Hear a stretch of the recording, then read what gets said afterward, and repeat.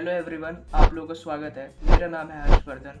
आज की इस वीडियो में मैं आपको पूरा रोड मैप बताऊंगा क्लास 10th का कि जो आपको यहाँ से यहाँ ले जाएगी। बस आपको कुछ चीज़ें फॉलो करनी होंगी और अगर आप ये चीज़ें फॉलो नहीं करोगे तो आप मेरी तरह लास्ट में रिग्रेट करोगे।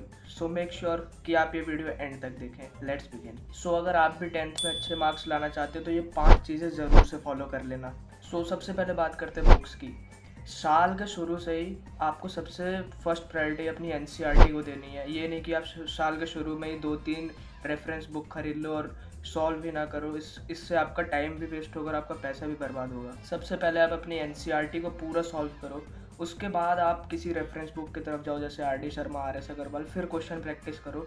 मैं तो आपको एक सजेस्ट करूँगा कि आप एक क्वेश्चन बैंक भी खरीद लेना। जैसे आपका एक चैप्टर खत्म होगा फिर आप उस क्वेश्चन बैंक से PYQs प्रैक्टिस कर लेना।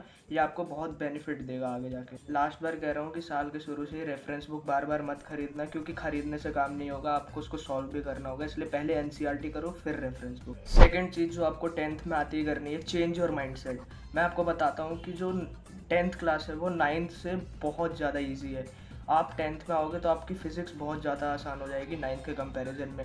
मैथ भी बहुत आसान हो जाएगी, बस कुछ कुछ चैप्टर जैसे ट्रिग्नोमेट्री बहुत हार्ड रहेंगे, मतलब लेंदी रहेंगे, वो भी हार्ड नहीं है।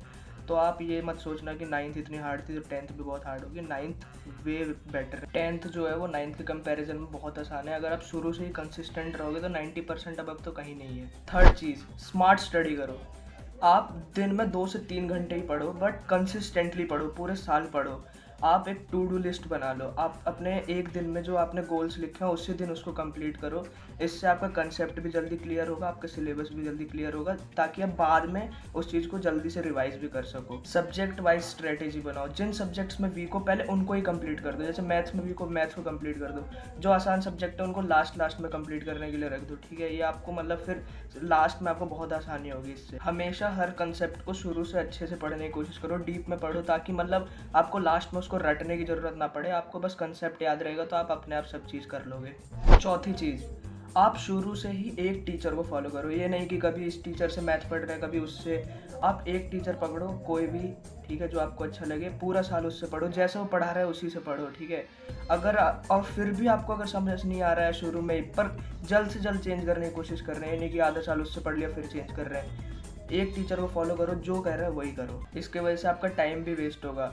मैंने भी पूरे साल यही किया था, कभी इससे पढ़ रहा था कभी उससे पढ़ रहा था, लास्ट में जाके कुछ समझ में ही नहीं आ रहा था। मैंने तो पूरे साल ऋतिक सर को फॉलो करा था। बस बीच बीच में देखो जो मैंने गलती करी थी, कभी मैंने इस टीचर से पढ़ लिया उस टीचर से, बाकी ओवरऑल मैंने ऋतिक सर को ही फॉलो करा था।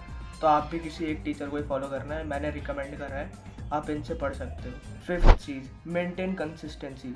थोड़ा सा ही पढ़ो पर पूरे साल पढ़ो। इससे आपको बहुत बेनिफिट होगा। ये लास्ट में आपके ऊपर लोड नहीं आएगा, ताकि अगर आप शुरू से पढ़ते रहोगे तो आपको लास्ट में थोड़ा सा ही पढ़ना पड़ेगा। Hope you guys enjoyed this video. Make sure you subscribe this channel, like this video. Comment में अपना डाउट लिख देना, मैं उसको बता दूंगा, उसके बारे में क्लियर कर दूंगा आपके डाउट। बाकी भाई लोड लेके पढ़ने की कोई ज़रूरत नहीं है। अगर शुरू से कंसिस्टेंटली पढ़ोगे तो ज़्यादा प्रेशर लगेगा भी नहीं। मज़े करो पूरे साल, पर शुरू से ही कंसिस्टेंटली पढ़ना है, लास्ट में अपने ऊपर लोड मत लाने देना। That is it for today, bye.